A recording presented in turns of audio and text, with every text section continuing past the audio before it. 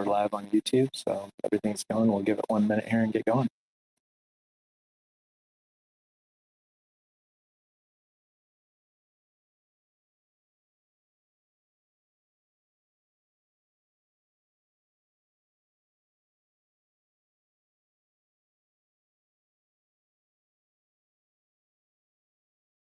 And panelists, if it's up to you, but Matt and I will have about a 20, 30-minute kind of intro. So if you want to cameras off for that period, you're welcome to do that.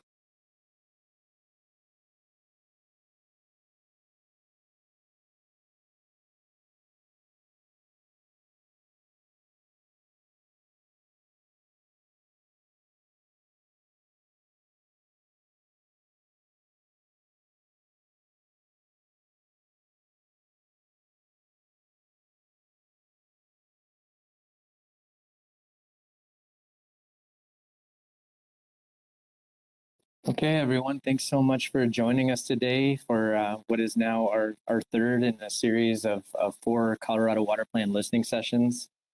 Today's topic is on agriculture, and we've got a great panel lineup. We're really excited for today's discussion. I wanted to talk a little bit about just the flow for today and how it's going to go. We have recognized that there are a lot of questions just around process and timing. In fact, that's one of the big reasons that we had this. And I know just even in talking with Greg Peterson and others, a lot of questions, especially from the ag community, about will there be opportunities to engage in this process, especially if are all the comments being funneled to this summer period when folks might be out in the field, and we want to make sure that people understand that's not the case. There's going to be plenty of time to comment, so we're going to talk through that process a little bit to talk about where those opportunities are going to be to engage with the water plan update. So that'll take the first kind of 20, 30 minutes here, and they'll be split between myself and Matt Limberg, and then we'll go to our panelists. And then after that, we're going to open it up for discussion. And there's a few ways that you can communicate with us today. So this is streaming on YouTube. If you're viewing via YouTube, the only way to kind of send in a question would be through email. And we believe in the chat, we have all that information up, and I have a slide here that will address that as well. And then there's a chat function here in GoToMeeting, which you are welcome to provide comments or questions into. One of our last sessions, some folks were using that to kind of discuss with each other, and that's fine as well. But if you have questions you'd like us to throw to the panel, please be thinking about those and post them in there. Or if you have just general comments, that's great too. And we will try to clear out as many of those as we can today. And if we can't hit them all, we've kind of committed to responding. We'll kind of post all the questions we got along with some responses.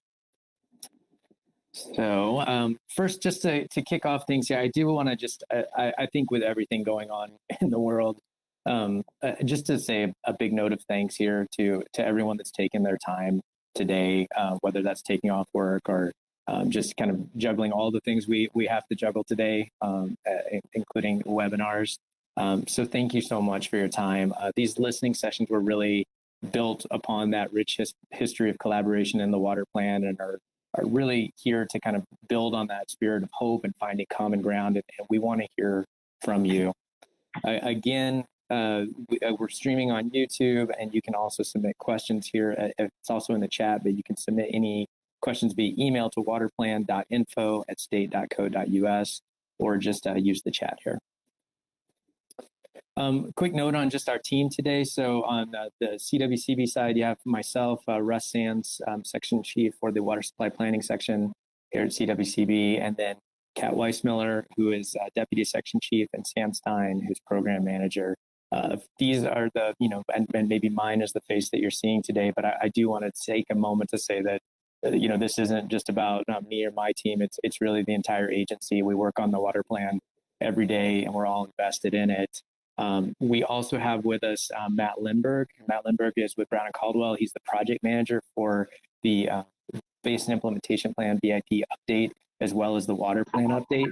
And we're fortunate in that Matt and his team were also the same team that worked on the analysis and technical update, which was previously a statewide water supply initiative. We're going to talk about that here in a minute. But just like Matt may be the face today, he's got a great team of subcontractors working with him directly. And then we have been working with the basins to select subcontractors that basins want to work with, in each of the basins that are going to be helping doing some of the basin implementation plan updates specifically.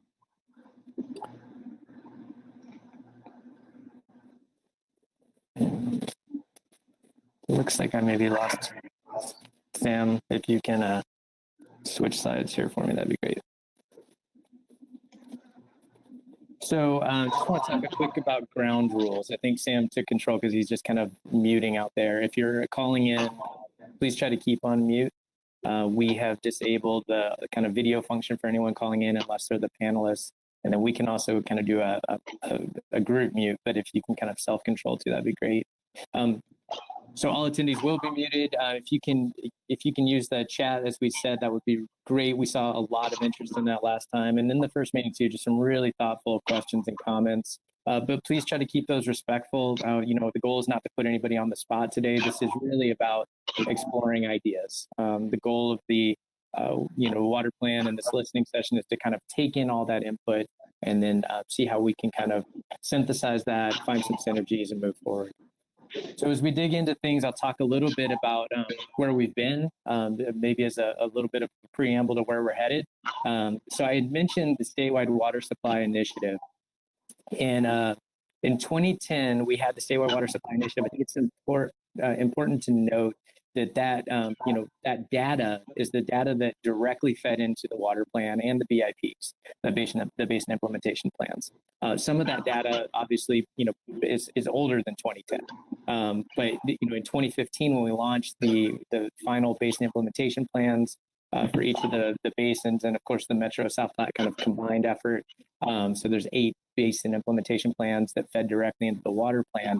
It's important to remember that data really came from 2010 or earlier. And so in a way, we started to kind of understand that these 3, distinct efforts, the data piece, the backbone of the water plan, and then the basin piece, the kind of basin specific directives and the projects, and then ultimately the water plan itself, which rolls up all these things and kind of adds that policy layer, are all kind of talked about and should be talked about maybe holistically in the same breath. In 2017, we did a kind of the first of what I guess it would best be put as a scorecard or kind of a review of the progress we've made to date on the water plan. And a few things that we learned from that is just one, this document called Ripple Effects. It was a shorter document. It's about 78 pages as opposed to the water plan, which is well over 500 pages. And that brevity and the accessibility of it was not lost on us. That's something that that idea of kind of making shorter, streamlined documents is something we've been thinking about a lot. But also, it really helped as you're kind of putting together a check on where you've been and the progress you're making. It highlights some of the gaps you have in data. And so we've talked a lot about how we might be able to improve data moving forward, specifically on projects. And that's a big lift as part of the effort moving forward. Next slide, Sam.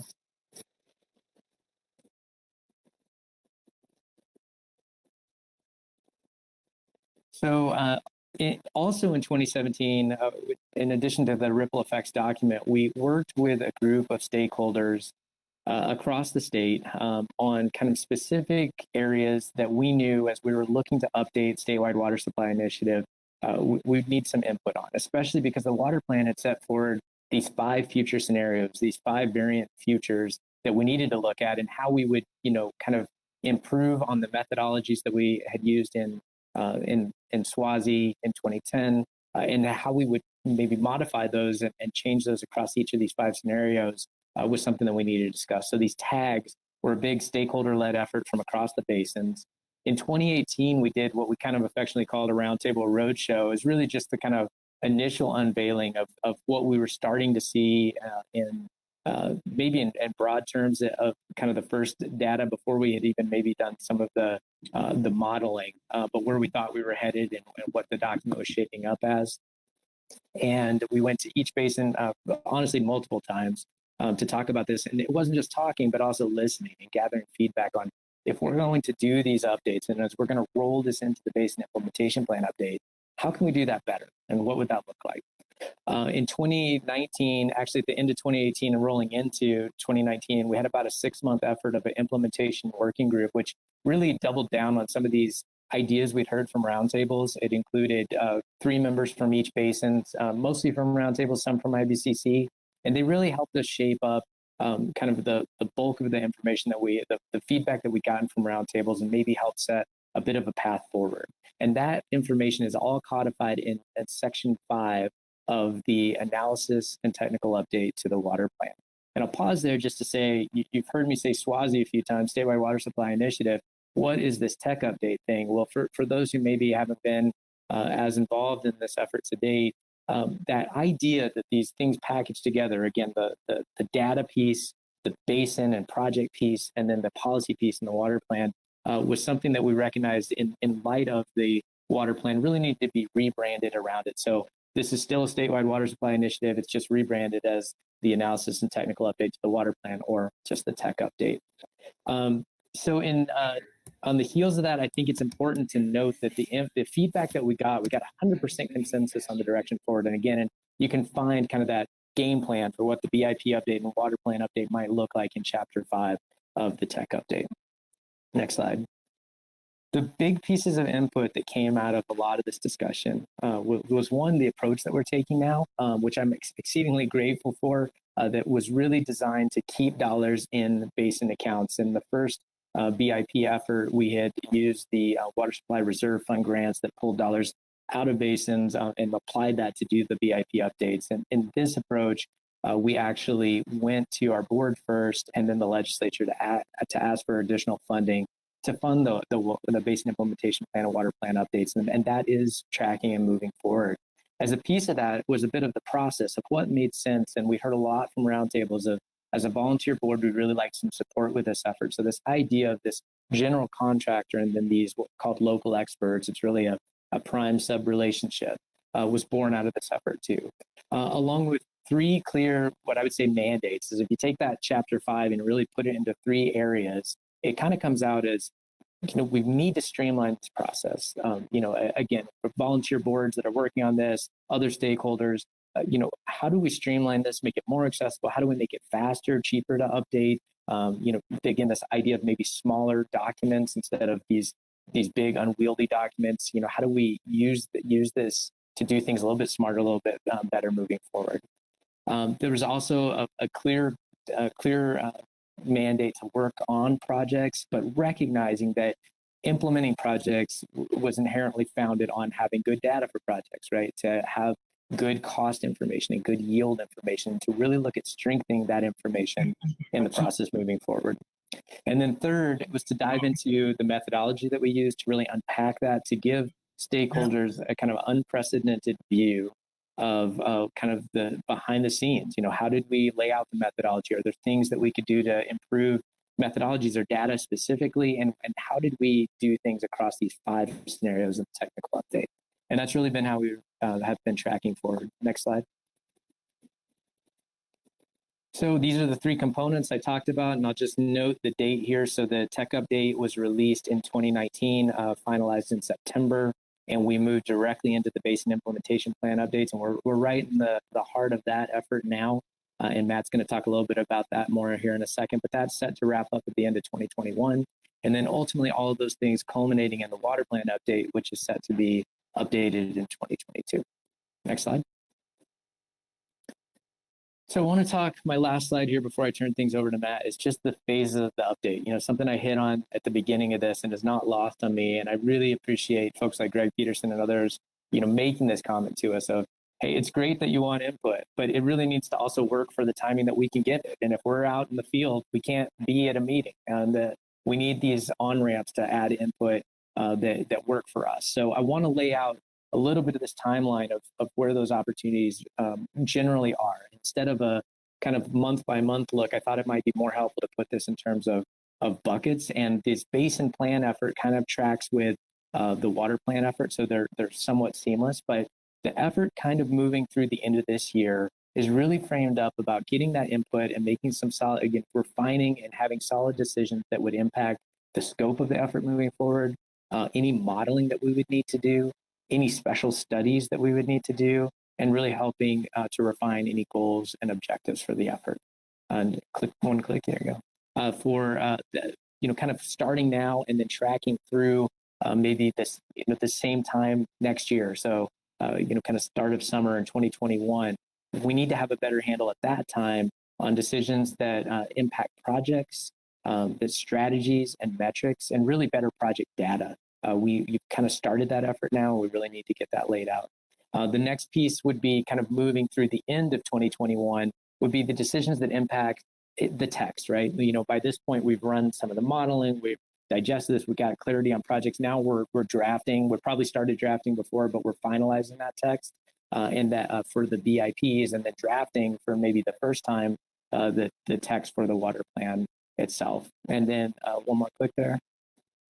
Then in 2022, we will definitely have this public comment review process, just like we did with the first water plan, where there will be a draft, and that will be up on the website for several weeks for people to provide comments on. But it's really important here to note that what we're trying to do is not just set this thing up. Part of this idea, this concept of streamlining things and doing it smarter, is to really recognize that we don't need to just be strictly tied to a single document. We write the water plan update, we get the comments, we take them and we put it out there, and then the next day there's a new project that comes out that wasn't on some list that's in the water plan or in the BIPs.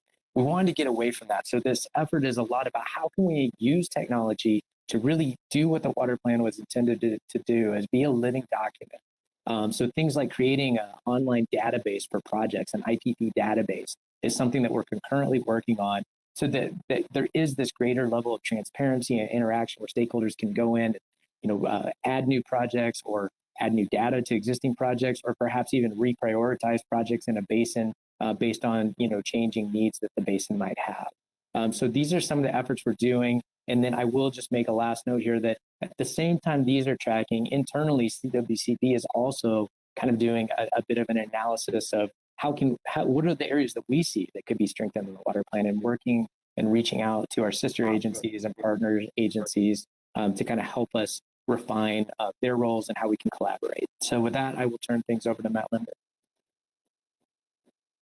All right. Thanks, Russ. I'm going to talk a little bit about some of the processes we're using to update the basin implementation plans and the water plan.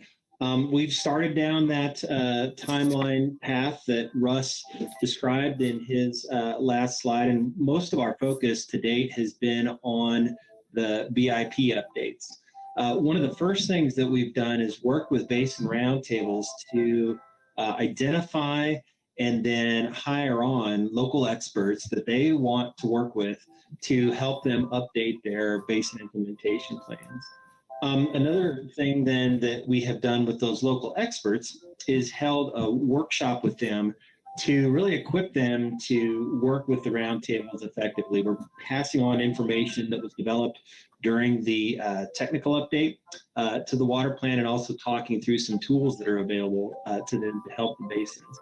So I'll get into that here in a couple more minutes, but one of the areas, there's actually a couple areas where local experts are currently focused in helping their roundtables. First of all, they're digging into the project lists that the roundtables developed during the last BIP, and some roundtables have been updating over time. This is consistent with what the roundtables had said during the implementation working group process. They really want to focus on projects, so the local experts are updating those project lists. The other area local experts are working with roundtables is to develop a BIP update work plan.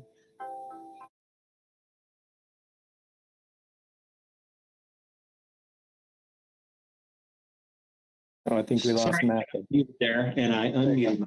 So anyway, carrying on.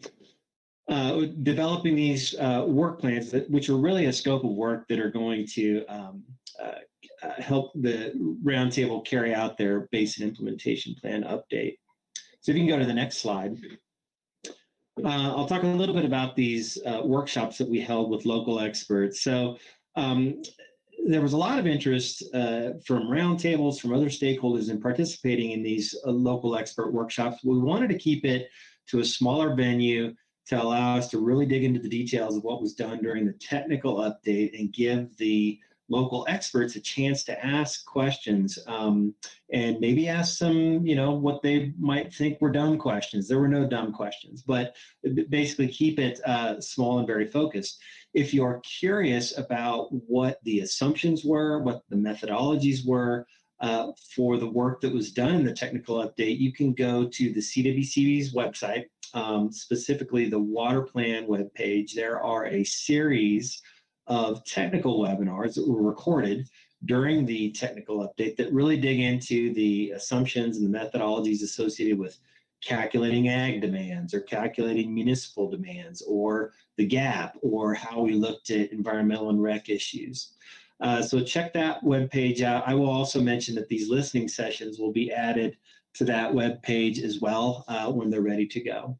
So in these local expert workshops, again, we dug into the methodologies in an effort to equip the and educate the local experts. We also looked at some of the tools that were developed during the technical update. One was called the Flow tool, and it is a spreadsheet-based analysis tool that the roundtables can use to look at potential risks to environmental and rec attributes that might occur under the 5 different planning scenarios that were described in the water plan. Another tool was the project costing tool, and that's something roundtables can use to get ballpark costs for projects that don't have other cost information. So during the workshop, we really dug into those tools, had a little tutorial on how to use those, and so hopefully the local experts and the roundtables are able to get some value out of those. We also talked about what we called sideboards, and these are topics that are likely very important to roundtables and to the state, but we want to approach those with caution. And so I have a couple examples here on the next slide, if you could advance it. One area that we categorized as a sideboard are discussing topics in the BIP that have their own concurrent processes outside of the update. So demand management's a very good example of that. Very important to the state, very important to a roundtable, but the CWCB board and staff are currently facilitating that is running on its own, that has all kinds of different stakeholders looking at various issues associated with demand management. And we don't necessarily want one or several BIPs to do some kind of in-depth analysis or come up with conclusions that differ from what is going on in this other process. Things that don't have a clearly established methodology. So maybe an environmental and rec gap calculation would be a good example of that. We have the Flow tool that lets roundtables look at future risks to environmental and rec attributes, but that's not exactly the same thing as the gap calculation that was conducted for municipal demands or ag demands. If there's interest in doing some sort of environmental and gap calculation, we'd want to have a statewide conversation about how that would be approached. And so that could potentially be an action item in the water plan. And then things that may create legal conflicts, looking at and analyzing a compact call on the Colorado River may be a good example of that. Kevin Ryan's been doing a good job getting around to different venues to talk about the unknowns and uncertainties associated with what might happen if a compact call ever comes up. But we don't want a roundtable or several of them to do an in-depth analysis of that that may have conclusions that are different from what actually plays out in the future. And so that's another item that we're going to be cognizant of during the BIP updates. And this also applies to the water plan update. So I can give you a few updates about where we are with that. If you could advance the slide. So we had a couple of kickoff meetings with CWCB staff, and we're currently moving forward with 3 concurrent efforts. One is led by the CWCB, but it's working with other state and federal agencies to identify areas where the water plan can be enhanced and updated. Of course, the BIP updates that the 9 basin roundtables are developing is foundational information to the water plan. And then we're also going to be working with, and in fact, today's one of the first installments of this, working with roundtable or stakeholders from across the state to gather their ideas on where the water plan can be updated. And so if you just click and advance to bring up the little timeline graphic, just a reminder that there'll be opportunities for input throughout the process and in each phase of the update. And so Russ mentioned a lot of the feedback that was given during the implementation work group sessions, and a lot of this applies to the water plan as well. And in order to make these plans more streamlined, more easily updatable, we're proposing to divide them into two separate volumes. So first is a strategy volume. It's very action focused, talks about our strategies, challenges, goals, measurable outcomes, our actions, things that would change each time we update either a basin implementation plan or the water plan. And this sort of division of in different volumes would apply to both.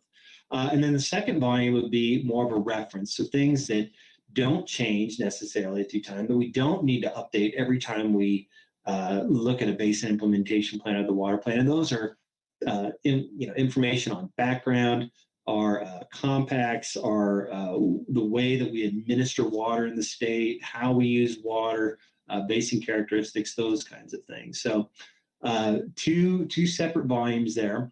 And to do this, we know that we're going to need to get a lot of input.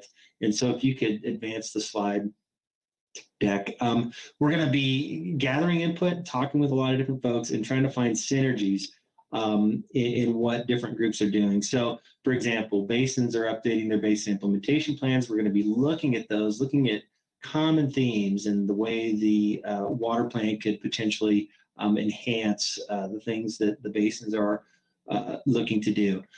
CWCB will be talking with other state and federal agencies, looking at what they're doing and how the water plan could enhance that, and vice versa. How can what they're doing enhance the water plan? And then certainly talking with other stakeholders around the state to identify the things that they're doing and leverage their good work. Paying attention to the original water plan, though, that had a lot of input to it, a lot of great work went into that, and so we don't want to throw that out either. We want to leverage that as much as possible. We're going to be, referencing all these sources, all of this input, and trying to gather as much as possible. We may not be able to include everything. There may be a study, for example, that a stakeholder is doing that won't be completed for 6 months after the water plan. We can maybe refer to that. Or maybe that study could be an item on a basin's project list, but it may not be able to, the conclusions from that study may not be in the water plan. But obviously, we're going to try to make that bubble there in the middle of that graphic as large as possible in this process. So in that spirit, I'm going to turn it back over to Russ to start our panel discussion. Sounds good. Thanks so much. I am just setting up here. Yeah, great job. Thanks so much, Matt, for jumping in there. And thanks to everybody for working through us with the audio issues. I think we have those under control now.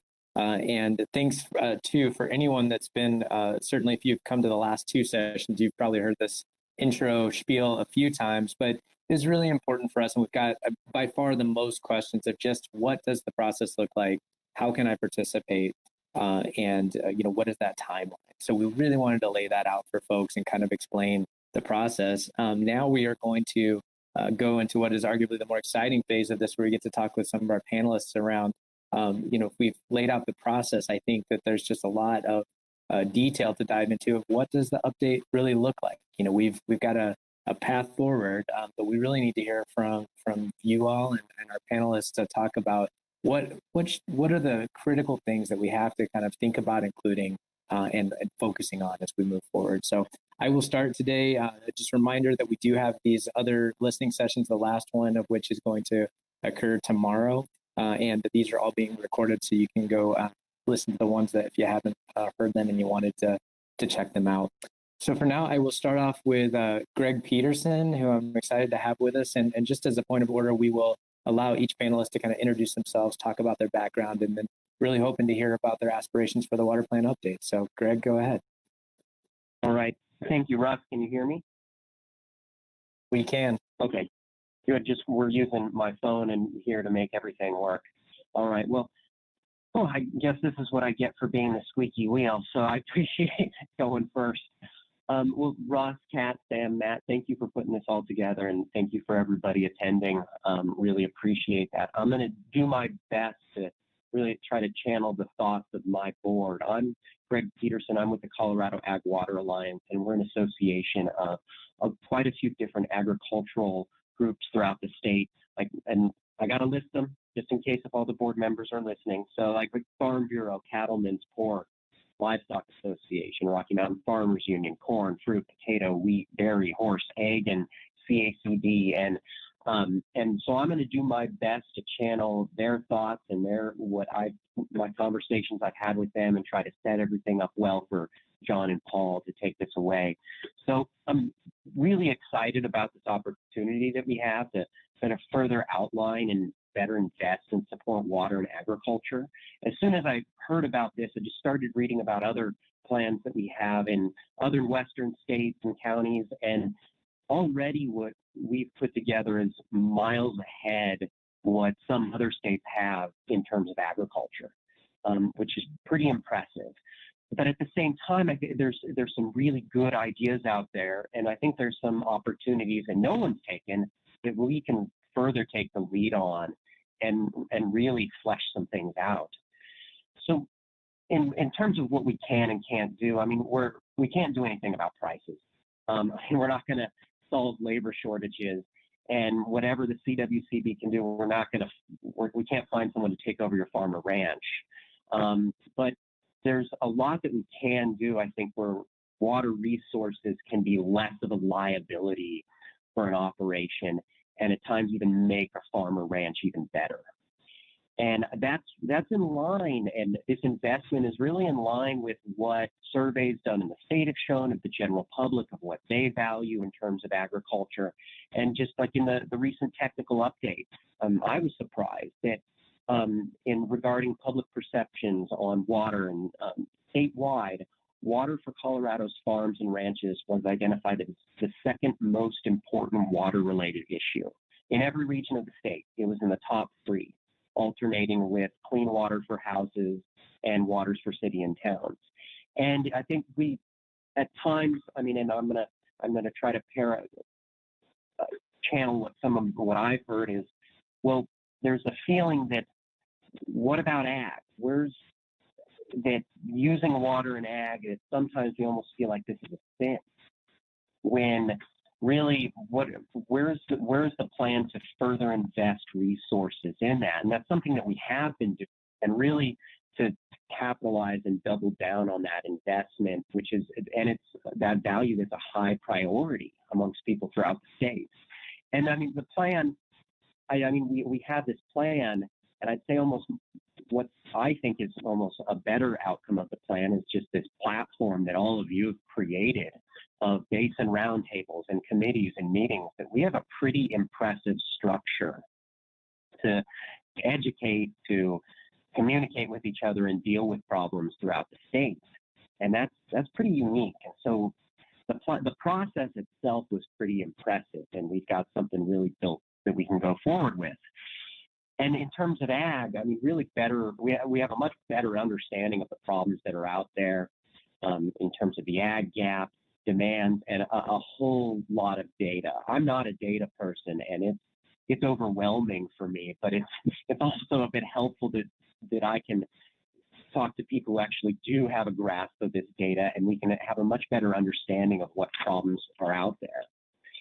And I mean, and in terms of, where the plan does focus on in terms of ATMs and alternative transfer mechanisms, I mean, that's something that it can be and is compatible for some operations. I mean, you have instances around the state where it can work really well, but it's not going to be a fix for every operation.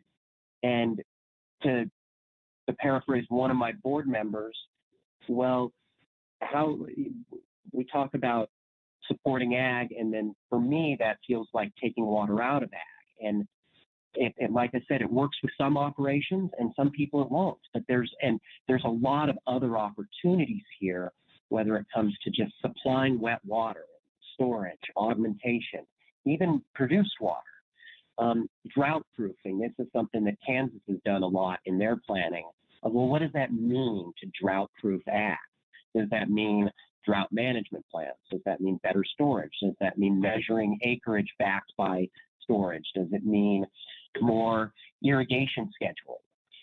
And optimizing the infrastructure we have? And that's something that has been done very well through the WSRF program, the Basin Roundtables, the Water Plan grant of replacing ditches, head gates, rehabilitating reservoirs, the ditch inventories that are going on, especially on the western slope. And I think there's really also a chance, I think, for us to tackle this idea of ecosystem services, which, well, all ideas are appreciated on that of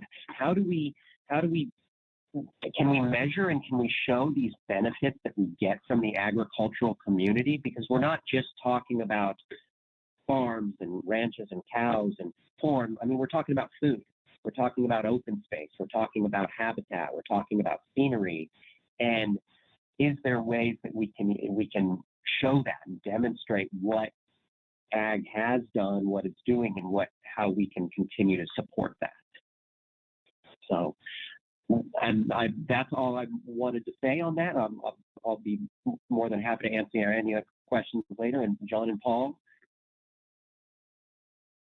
Sounds good. Thank you so much, Greg. I appreciate your comments. Great input and a lot there. I saw chat one question or comment in the chat maybe pertains more to CWCB staff, but I would just send a general reminder, please, as you're hearing things or you have ideas, start putting those in the chat because we're going to use those to seed some conversation with our panelists here moving forward. So next on the list, I will go to Paul Bruchet. Paul, do you want to take it away?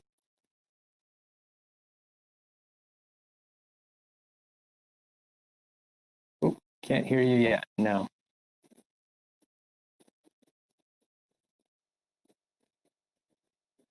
Still no. It worked a second ago. Thanks, everybody. My apologies, Russ. Am I there you are. Yeah, we hear you great. Thank you so much. Excellent. Sorry about that. Anyway, just wanted to say thanks CWCB staff for hosting this, the other panelists. Always a pleasure to see and speak with all of you, and for everyone listening in. I think that with the water plan update, we're in for some exciting times. To this point, I've been very impressed with the outreach to the roundtables and process about how this has gone. I think that some of the hosted meetings and things that we're looking forward to. I'm very excited working with a new costing tool. I think it presents great opportunities for the roundtables and for agriculture to take a deeper dive in this. I'm also excited. I worked some with many others. I'm sure many on this virtual meeting. On some issues with funding the water plan, and I think that discussing the water plan to others that were not in the water community became a great challenge. And I think that really specific to funding going forward, I think looking into evaluating how we present the plan in a way that can be read and understood well by non-water community folks is going to be a very important thing. I think that I'm excited about some of the conversations that are being had about looking at this for projects that are beyond just a single basin, and how some of that can be streamlined within process. I think that that's very forward thinking and something that is well needed at our current time. Specific to the costing tool, and this is something I'd love to open up to conversation because it's been on my mind. I think that dialing in, funding for the plan and for all these projects is something that's critically important. And a lot of it, based on the timing that it can be done, because I think a number of these projects that we look at, especially the larger scale projects, we want to be very delicate in timing with how we approach it to make sure that we're accurate and know what we're speaking of. But ultimately, with the costing tool, that's something I'm very excited about. Looking back, for where we've come with the water plan, I feel that specific to the Colorado Basin and the roundtable, we have built a lot of projects, a lot of identified projects and priorities within our BIP. I think from day one, it united the roundtable and its different stakeholders. I think there's been a tremendous amount of support, basin-wide for agriculture within the plan and what it means. I think that the basin has really excelled with integrated water management plans. And I think that data information has been very useful planning forward and relating back to the water plan and the basin implementation plan. I also have a great appreciation, for its commitment to avoiding agricultural buy and dry and for the future of Colorado. And I think that right now, more than ever, at least in my world of as a cow-calf operator, certainly this local food conversation has been kind of reinforced by COVID-19. And I think that, when we look at the state and prioritize food for all, Greg touched on it, but that's, I'm constantly reminded in conversations, about water that we tend to have to take agriculture and not use that word and talk more about food production, what it means for the general population. And I think that I've seen a lot of support for that, and especially within, our roundtable and up here locally. But I think that that's something that needs to be, driven home going forward. That scary word agriculture, how we use water, what it is the things that Greg spoke on, but really that it's this food production thing and how important it is to have that on a local level. I think emphasized by COVID. I think that, in BIP 1 and Water Plan 1, I saw great unity within the state across the table and all stakeholders. And I think that as we've started this process within our roundtable, we're kind of seeing a refreshing of that. It's very encouraging to see. And then I'm hoping that kind of comes to in roundtable or in the second round here, the water plan. I also think that something that will be of great priority in this is how we look to do it, not roundtable to roundtable, but state. I mean, just as we're living in a time where we're facing all of these different challenges in all different directions. And I think now is another great moment in history for, this state to unite on water issues. Certainly certain conversations in the state lead to equity and what it means for all. I look at this as water plan number 1. I'm very honored that I've become great friends with producers on the Front Range, producers on the West Slope, and all over the state, and really how diverse all of our needs are. And I think that that's really important to remember, that even on a basin-wide scale, basin to basin, we have this conversation often up here, is that, from Grand County to Mesa County, we grow very different foods and operate in very different capacities. And I think that remembering within the ag community that essentially we're all in this together, and for purposes of the state and the greater population. As far as the previous water plan, I think that it did a great job of bringing people together to talk about the issues. And I think in this next round, we really need to focus a lot on the funding. And unfortunately, with timing, we all know that's a great challenge and something that's going to take a long time. I think that within ag, we're fortunate to have a number of other resources to go to. And I think that bringing partners to the table is going to be a very important part of the dialogue moving forward to help assist our own cause within these conversations. And I also think that, we're living in a time where I think that conversations of innovation and steps moving forward, I would love nothing more than agriculture to be, not only at the table for those conversations, but actually driving and leading some of those conversations. I think that there are many things that can be done. Certainly when we look at the different types of production and how we all produce, those are very different conversations. But I would love to see agriculture take a very aggressive and very involved role moving forward to make sure that we're helping, this state and cause for water moving forward. So thank you very much.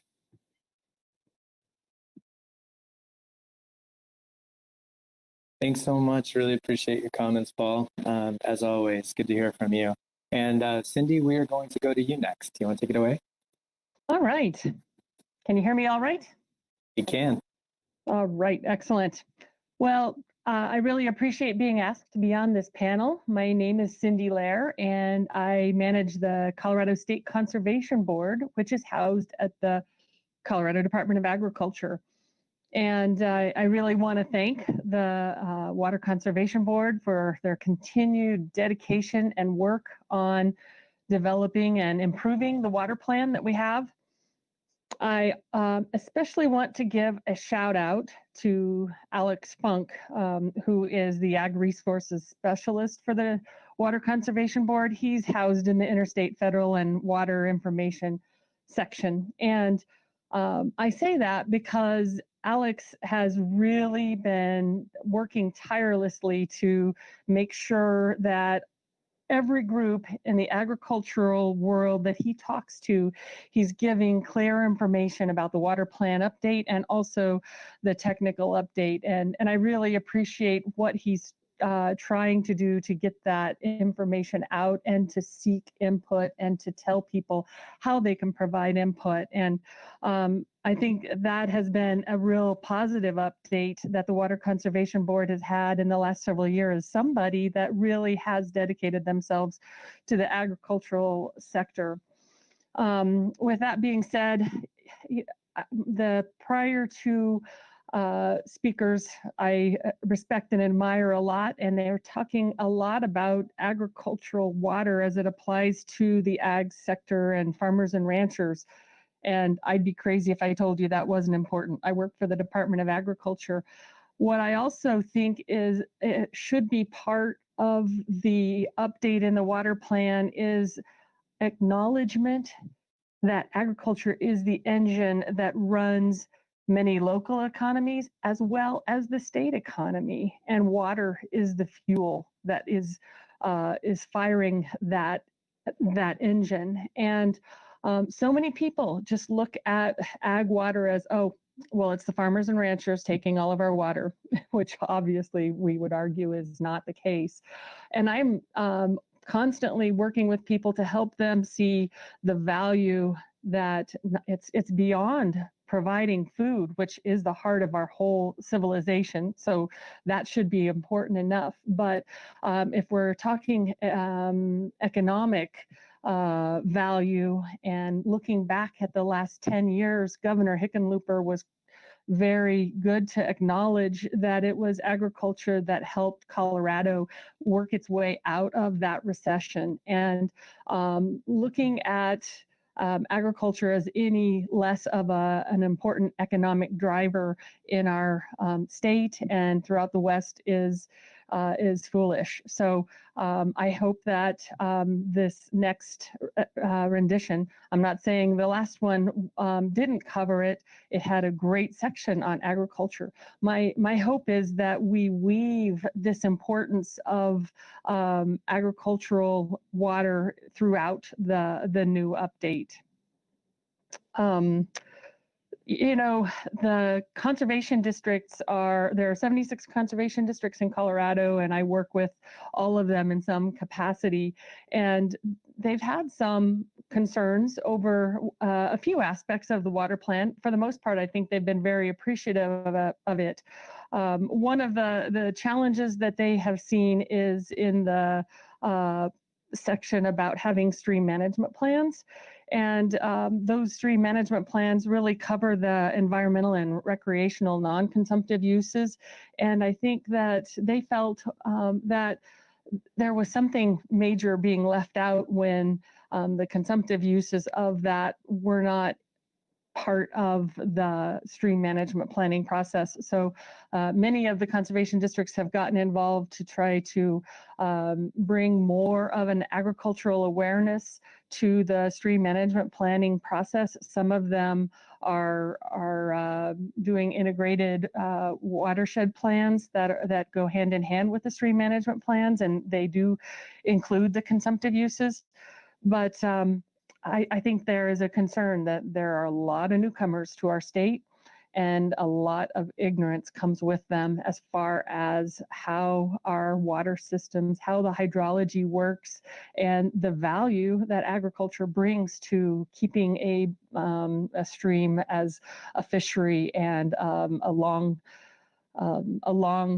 season of water recreation and things like that, thankful to, in great part, to the delayed return flows that agriculture brings. So I know that the conservation districts are wanting to continue to provide more of that input and also leadership at a local level. I am also thinking about the acknowledging the benefits that we have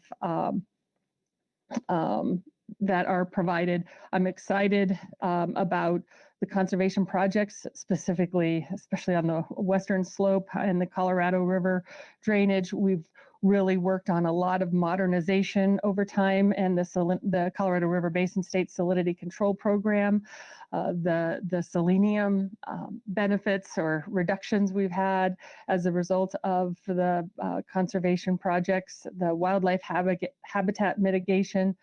There's a great value to agriculture and society from these investments. And sometimes there are concerns from the agricultural, from irrigators saying, hey, we don't want to be mandated to pipe. And that has never been a consideration. It's always been voluntary and incentive-based. And I'm constantly thanking the Water Conservation Board for the contributions they make to these projects and to helping modernize the irrigation delivery, because that is an investment in the future of agriculture. Let's see, my hopes for the water plan update are to, like I said, acknowledge the benefits from these conservation projects, more detail to the importance of ag water in Colorado's economy, weaving that importance of ag water throughout the document, and then finally, I would like to say that it's a challenge for producers to get out there and provide input on the water plan or some of these other water-focused topics that we ask them to attend. I think I've been told many times by farmers and ranchers that they have water meeting fatigue. And so I've been saying, well, if you have a limited time, if you're only able to come to a few meetings, be local in how you approach your time and help people that are outside of agriculture understand the value you bring to their community and to the economy of your community. So I think having meetings around their schedule is important to keep in mind. Having meetings at the peak of their irrigation season is not going to yield a lot of farmers and ranchers to the table. And but I would say that there's a framework where we do have a lot of input with the agricultural community, specifically the conservation districts. And I would invite the Water Conservation Board, if you'd like, we would help facilitate listening sessions at our watershed meetings. There are about 10 different watersheds in the state, and we meet at least once a year. We'd love to invite you to bring information to those meetings and also ask for information to be gleaned from them to you in those meetings too.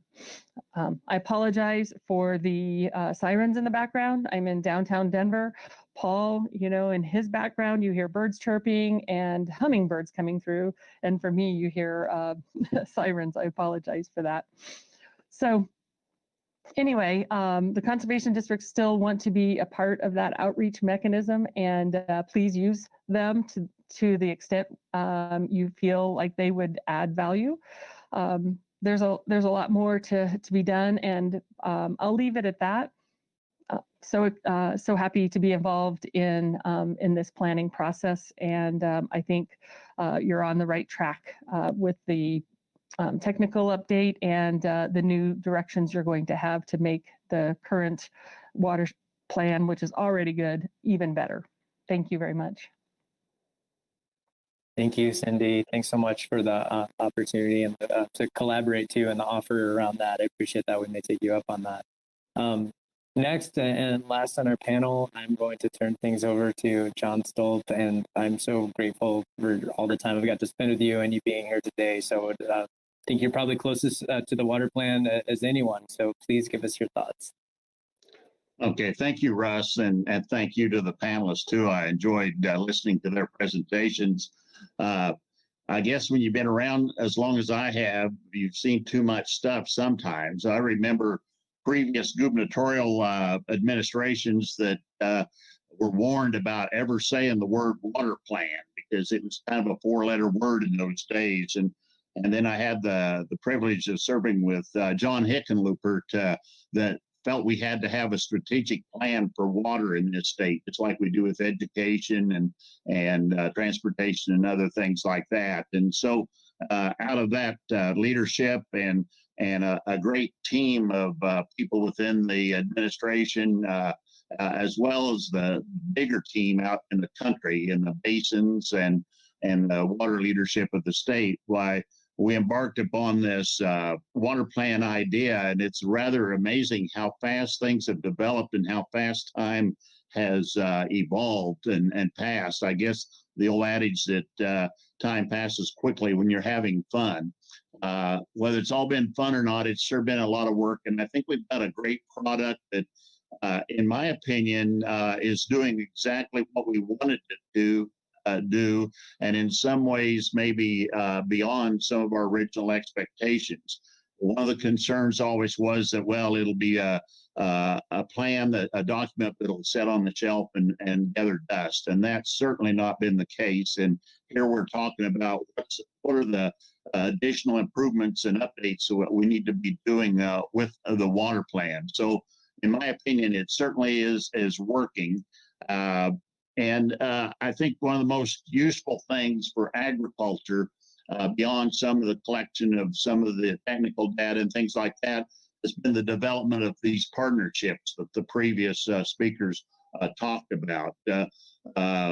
Ag people tend to talk among ourselves, and this plan has kind of forced some of us to go outside our own comfort areas and visit with municipal providers, visit with the environmental leadership in the state. And we really come up with some great projects that I think a lot of those projects that are in process or even been somewhat concluded show the importance of how people can collaborate and you get more out of working together than on your own. But obviously, as the other members of the panel pointed out, we still have a lot to do and a long ways to go. The funding issue is always a concern. I was somewhat amused here a week or so ago as I was reading some of the early documents, and it talked about the uncertainty of future funding. And I never did see anywhere in that 500-page document the discussion about a pandemic. And so, there's these black swan events or whatever you want to call them that come along, and they seem to be getting closer and closer together. But I think we were very forward thinking with the challenges. We're still working on nearly all of them. The drought, climate change, population growth. Those are all important drivers that agriculture has to be at the table, be involved with. And I've had the opportunity to serve a little bit on the demand management agriculture working group on the Colorado River discussion.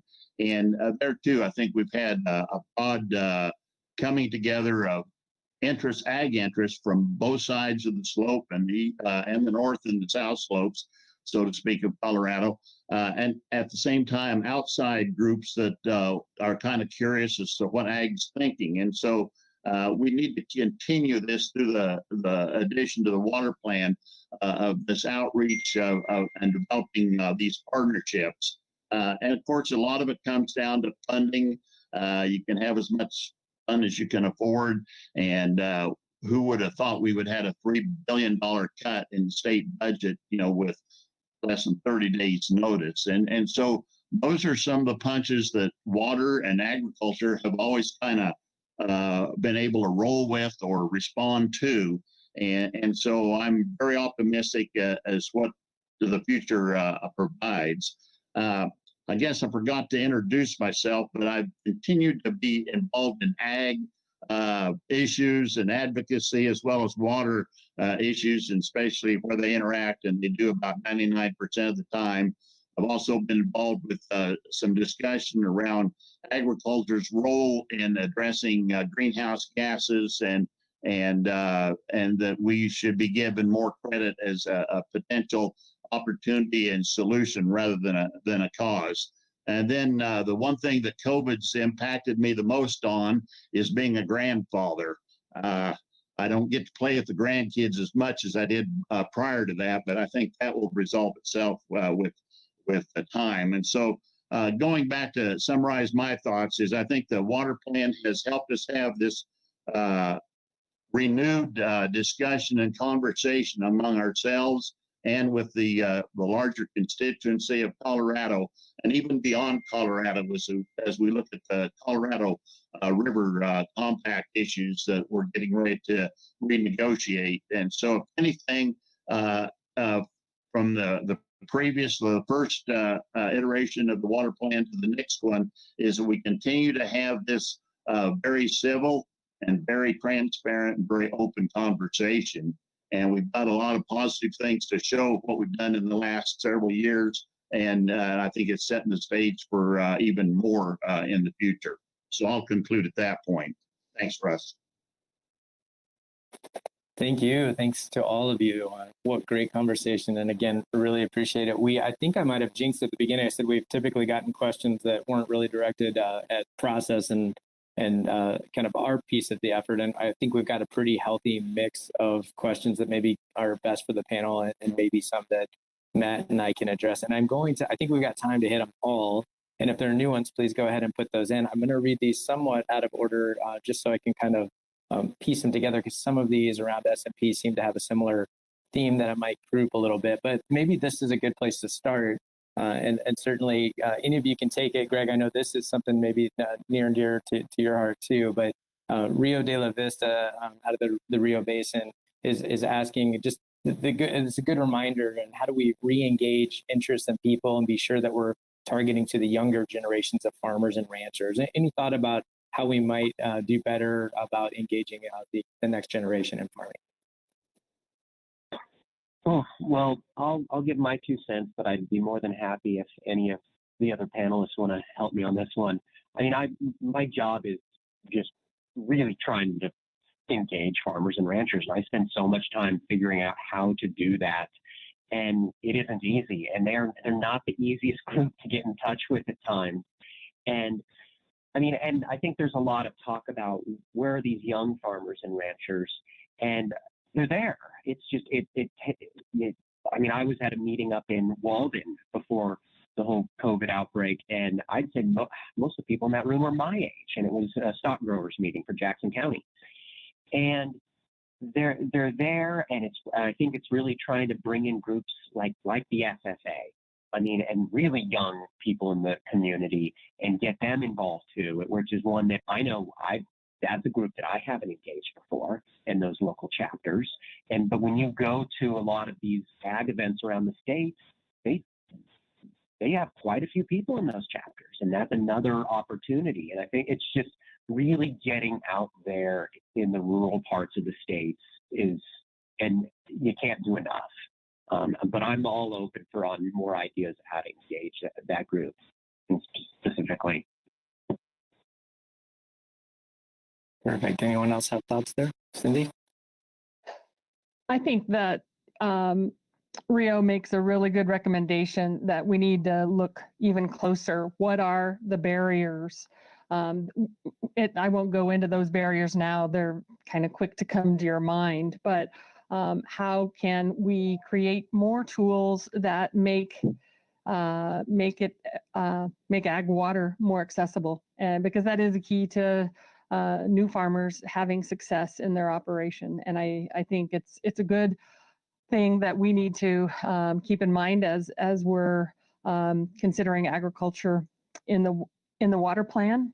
It is one of the wildly important goals for the Department of Agriculture, and that's ensuring the accessibility of that next generation to get into the farm or to become farmers and to transfer the farms to that next generation. So I appreciate that comment a lot. Go ahead, Paul. Yeah, so just to add, great question and timing in my life. I sat on a panel earlier this week, talking to some fellows with the National Young Farmers Coalition. It was fascinating. The conversation was around getting involved in boards and committees, related to water and agriculture. And I think that from my perspective, we have to embrace them. I think that we have to encourage them and make sure that they feel welcomed. But then a constant theme for me within people being involved in agriculture and greater conversation is that we have to show action. Lots of talk, lots of meetings, more meetings and more talk. And sometimes when we just demonstrate that we can do things, young people tend to follow along pretty well. Good thoughts. John, were you going to add something? If I never get my phone to shut off, I was going to just add that the one thing that I've seen bring young people back into agriculture more than anything else is profitability, and we've got to make it, and that not only helps, but it also encourages cessation in existing operations, and it gives opportunity for new people. And then it also safeguards that agriculture water. If an individual's making a profit with his ag water, he's less likely to have to sell it to satisfy the banker. Good comments. Now you guys are going to get to watch as I kind of trombone this thing here while I'm trying to read the side chat. I'll thread together a few comments here because there's a few of these that, again, probably seem grouped. This first one that came in from Richard, I think probably ties in with something I saw Melinda say, but I think fundamentally, what have we learned about how to bring agricultural interests into the stream management plan process? Are there any good examples where agriculture and conservation interests have worked together to find common goals? And I think that is pretty clearly aligned. And maybe I'll just read this one. But Melinda Casanas, irrigation districts have been involved in many stream management plans. What are the lessons learned on engagement?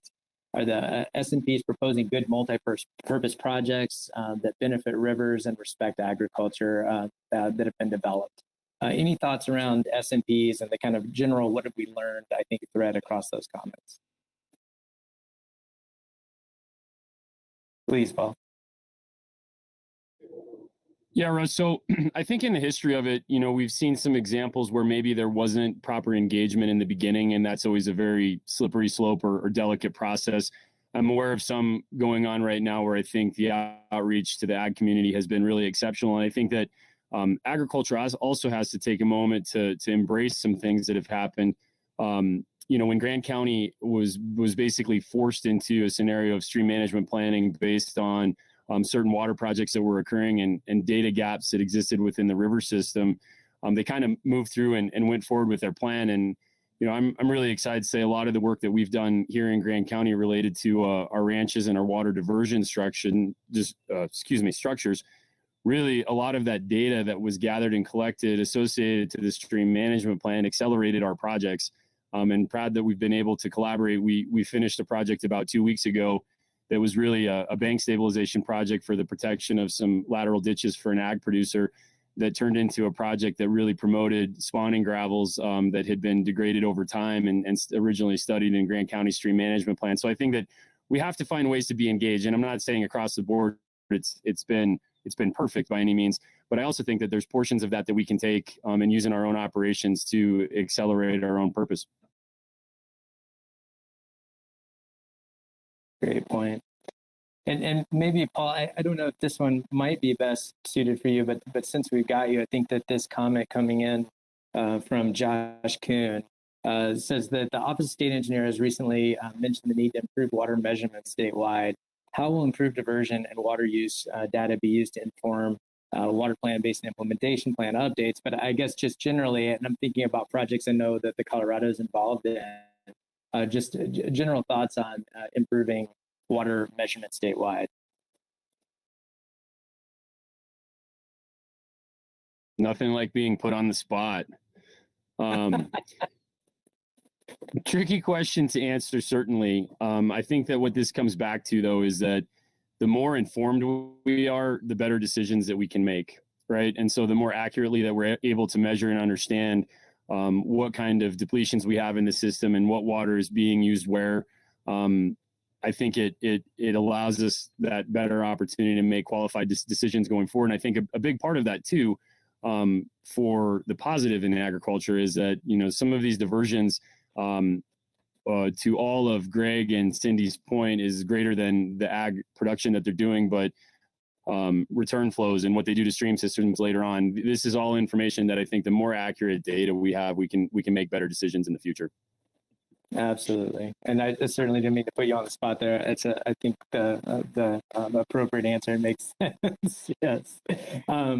Okay, well, and Matt, thank you so much for jumping on too, because I do think that this threads into something that John touched on. John, I know you'd mentioned the demand management ag discussions, and there are a couple of comments here around demand management. I guess one coming in from Ed Millard, just a general comment. Are we saying that the discussion around demand management is off limits, specifically in the BIP, but maybe there's a thought in how it rolls into the water plan? Maybe I'll tackle the first part of this, Matt, and then kick it over to you to help flesh out. But as John said, there is this separate effort going on that's a board-driven process to look at demand management in the state. There's another comment here. Maybe I will just at least give that a shout out here because I think it ties in. But one asks, like, how will the timing for the water plan update coordinate with the ongoing demand management feasibility analysis? Good question. These are things that we are in the process of developing. And when I say we, this really is a CWCB board-driven effort to look at demand management feasibility. And as many of you know, and many of you have participated in, especially probably in this session, some of the ongoing ag demand management discussions, there are a number of work groups that are looking at what would demand management look like in the state of Colorado. To have a demand management program, not only would Colorado need to be on board, but the whole upper basin would need to be on board with doing that. And so there's just a lot of intricacies there and things that are being rolled up through these demand management working groups for information to our board. That's going to be a bigger topic at our upcoming July board meeting. And that process and where we go with feasibility moving forward is something that I don't think we fully know, and the board needs to weigh in on. So for timing, there's some of this, just like with many things that are going to align or maybe misalign, and we will do our best to capture those. Certainly we will, we need to talk about just the drought contingency plan, demand management, the history, and where the conversations have evolved, and any outputs coming from our board and some of these discussions, I'm sure, will ultimately be rolled up. At the same time, when we're thinking about this on the basin level, because there is this separate process, I guess it's a point of clarity that we were given very specific direction from our board, and I think honestly through the legislature of when the demand management funding was approved, that went through a separate process, and then our process to look at the basin implementation plans and the water plan update didn't specifically call out a DM investigation. So on some level, we need to let those two concurrent efforts and separately funded efforts track on their own course. And of course, we want to be very careful of what we're saying and speaking with a unified voice and making sure that we're not putting out information that might potentially be used against us in any kind of litigation. So there's just some parameters on that we've been very transparent. We've talked about it at each of these discussions, and we've talked about it as we've gone across the state. Matt, I think probably some of this could be handled through ongoing discussions offline, and we're happy to have that. But I'll pitch it to you for your thoughts and just kind of teeing up and maybe revisiting the slides you discussed on the issue. Yeah, thanks, Russ. So maybe this is something that I didn't make clear enough when I was talking a little bit about demand management. Certainly it's an important topic to roundtables. It's an important topic to the state. And so, we don't expect the basin implementation plans to be silent on that. But the way that it's discussed, as Russ mentioned, we want to be careful about that. So, I could certainly see a basin implementation plan, including an action to stay involved in, some particular aspect of demand management, depending on what direction it takes. I could see perhaps there being a project added to a project list that the roundtable is maintaining to, maybe do some sort of a study in the future that would add to the direction that the state is wanting to take. So, yeah, there are definitely ways that the basin implementation plans can talk about it. But as we mentioned before, we don't want the basin implementation plans to do some kind of a analysis that would contradict what the state is doing with all kinds of different stakeholders. And we would want to be careful about that. So we don't know exactly right now what the roundtables want to say about demand management, but we're looking forward to working with local experts and the roundtables to evaluate, how they want to handle that. Thanks, Matt. Great points. And again, we can have some more of these conversations offline. I want to get back to some of the other threads here. One of those coming in, and I'm looking at it over here, but maybe it's another point of order just for us, but we had made the comment about having 100% consensus on the direction moving forward for the BIP updates. And a question came in from Mike Weber in the Arkansas asking about, who gave that 100% consensus. That was 100% consensus of the implementation working group members, of which there were representatives from each basin. So, Mike, if you're listening, you're out there, that would include Terry Skanga in the Arkansas and members from across the state. So that was an exciting effort. And of course, that's, kind of higher level of here are the types of things we want to look at and recognizing that the basins would dig in. And that is, of course, the process we have. Greg, maybe I will pitch. There's a few great questions that have come in here from Robert Cicada, and I will read at least some of those. I think the first one is just, and maybe all of you have thoughts on this, we're all adapting to a bit of a new lifestyle, at least as long as this COVID epidemic is kind of pandemic is living with us. What have you learned going across the state? I think Robert's making the comment that he can kind of listen in because he's got GPS and 4G connectivity, but not everyone has that. So what have you learned about how to best communicate in this time, and where do you see opportunities to kind of help the ag community maybe be able to add their voice to these discussions? Oh, Greg, we can't hear you again. I don't know if you. Oh, there I am. Okay. There you are. I found it pretty difficult to communicate at this time. Just with COVID, I mean, throughout most of the states, any kind of conference call with people in the ag community, they don't have a connection for it. And that can be pretty difficult. And I know, like Robert had mentioned, just what in general I've learned, and I've been really surprised with, we do a lot of workshops throughout the state, having these large meetings, but a lot of the small group meetings that I've had recently, especially with ditches on the South Platte regarding water quality issues, I've been surprised how me sitting in someone's shed with 5 other people in a ditch company, how productive of a conversation that has been. And more of these small group meetings, whether it's with ditch companies, with it's a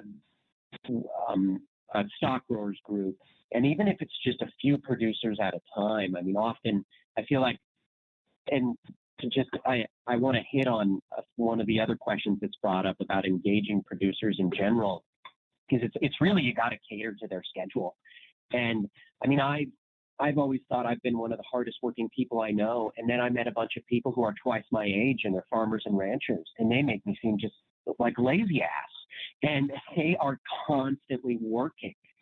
And whether it's trying to have a meeting at 6 a.m. or let's choose 6 p.m. or try to organize around the local basketball game in the town, that's what it's taken. Or whether just show up at their house. I mean, that's something that I've done. And those small meetings and really trying to cater to their schedule has been what's most productive for me. Perfect. Thank you so much, Greg. And Cindy, I'll just touch on it because Robert also had a question that he directed towards you. He said you've been so involved on behalf of the state on healthy soil initiatives. where do you see opportunities in the water plan update for any potential objectives around soil health? Well, thanks for asking that question, Robert. Yeah, I have been very invested in developing a soil health program for the Department of Ag through the State Conservation Board. And I'll just put a plug. We're going to do a launch on June 23rd, which is National Soil Health Day. As you well know, we don't have money in the state budget for new initiatives, but we are moving forward with a phased approach, and we'll be hiring a soil health specialist in a partnership with Natural Resources Conservation Service agreement. So we're starting to phase that approach, and yes, it has direct connections to the water plan. And in fact, I was able to get a grant through the Water Conservation Board that sadly had to be pulled back this year because of the budget constraints. But I referenced the water plan when I put forward a grant proposal for a soil health matching grants to be used for, with conservation districts and implementing projects locally with producers. So there's a great opportunity and so much overlap. And the goal with soil health is to get more crop per drop, and especially in dryland settings. And if we can help, and here I feel a little embarrassed to be talking about no-till with John Stoll in the room, who is a pioneer of no-till technology in Colorado. But looking at a field with a no-till, or I've also looked at them with cover crops, and one that's not, that's more conventional, side by side, and looking at them after a rainstorm, it's amazing the amount of rain that sits on top of that conventional crop, and compared to the no-till or a cover crop application.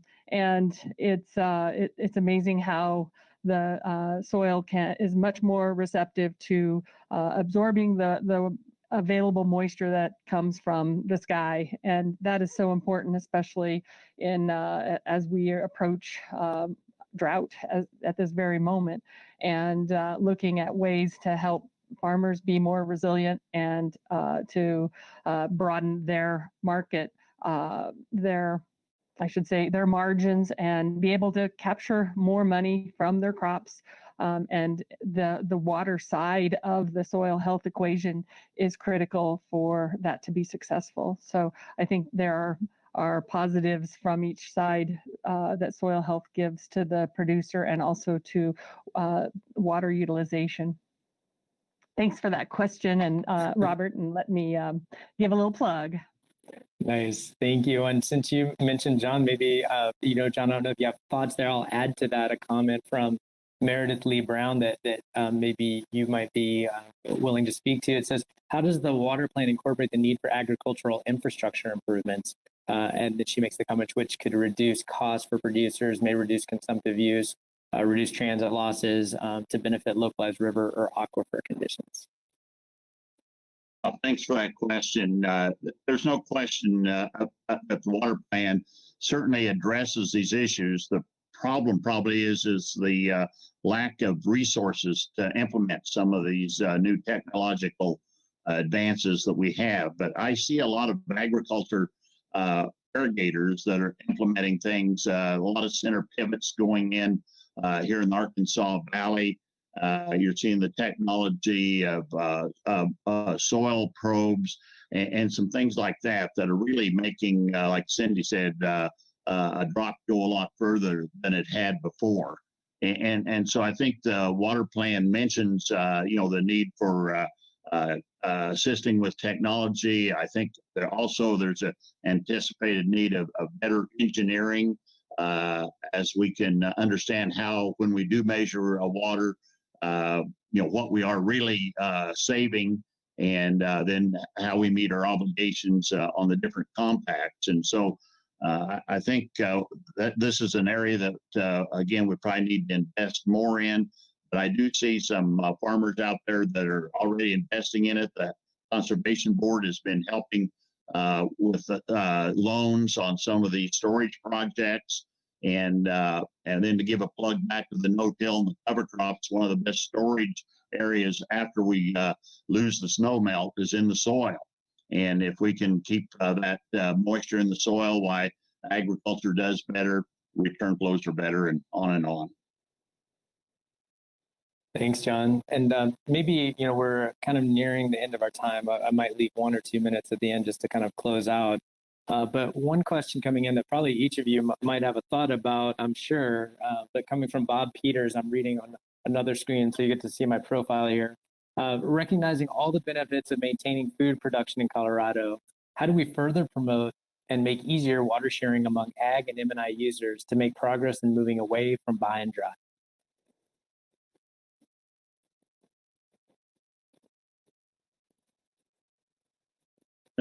Let me take a little bit of that. I would say that by the transparency and the better educational process that people in the urban areas start understanding where their food comes from, and that a certain quota of that water goes into their food production. I'm reminded of when I was in the Salinas Valley in California a number of years ago, a lettuce farmer held up 2 heads of lettuce, and he said, this is all my family needs. All the rest of this field is for the rest of you. And so whether it's eating beef that Paul produces or vegetables that other guy, Robert Sakata is producing, we're all in this together. And that's been brought out by this complication from COVID in the food chain of processing dairy and meat here lately. But I think we need to use this as an opportunity to educate people that water that agriculture is using is really going to food. It's going to a more healthy environment, and that our urban friends need to start understanding ag's just not something you do over at Grand Junction or out at Yuma. Thanks, John. And Greg, looks like you have your mic on. Go ahead. Yeah, I'll try to see how much trouble I can get on this one.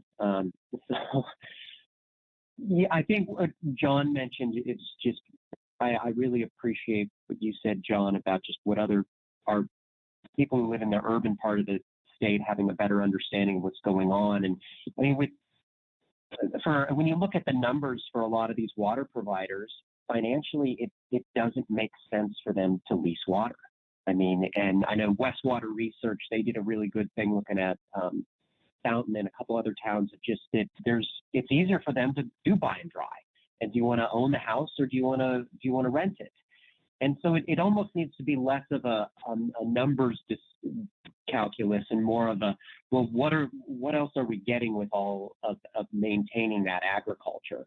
And that is what John was describing, of all those other benefits. And it's not necessarily just a financial decision here. There's more of a value decision going on if we need to address it. It's a lot harder to put numbers on. It may be, it is financially not the best choice to engage in one of these deals, but you might be supporting a lot of other values that your constituents in an urban setting benefit from. Great comments. And it looks like that we are about 3 minutes from the end here, so I might just take a little moment to first say thank you so much to the 4 of you for participating today as panelists, and to everyone that's joined either via YouTube or the GoToMeeting. We so appreciate it. So appreciate your time and interest. This is, the first really kind of public way we're trying to engage and really think about how we can better use technology and work with our communities to get input. It's certainly not the last, and we will be continuing to work to engage. Matt Lindberg, I don't know if you had any final pieces of closeout that you wanted to say, but I thought I would give you the floor if you have anything to add. Yeah, there was one thing that I had maybe wanted to comment on earlier when we were talking about stream management plans and what we've learned from those. And I saw a question from Melissa Casson regarding how the BIPs will consider projects that involve benefits to the environment and benefits to ag. I just wanted to mention that at the roundtable level here in the coming months, we're wanting to include consideration of the good work that's been going on in each basin and looking for lessons learned. And stream management plans are definitely a part of that. So there's going to be a discussion at the roundtable level about stream management plans and how those inform the kinds of projects that get added to the project lists and the types of strategies that are going to be pursued. So that's definitely something that's going to be coming down the line. And if you are interested in being involved in those discussions, I wanted to just make a plug for roundtable attendance and sort of paying attention to what's going on at the roundtable level. That's really the epicenter of the BIP updates. And just letting folks know, again, we're going to be looking for comments on BIPs and on the water plan, and there'll be other opportunities to participate in outreach activities. So keep your ear to the ground for those opportunities. Thanks, Matt. And again, thanks to everybody. We are at our time, so I'll let everyone go and just say thank you so much. Stay safe, stay healthy, and we look forward to continuing this conversation with you moving forward. Thanks all. Thank you.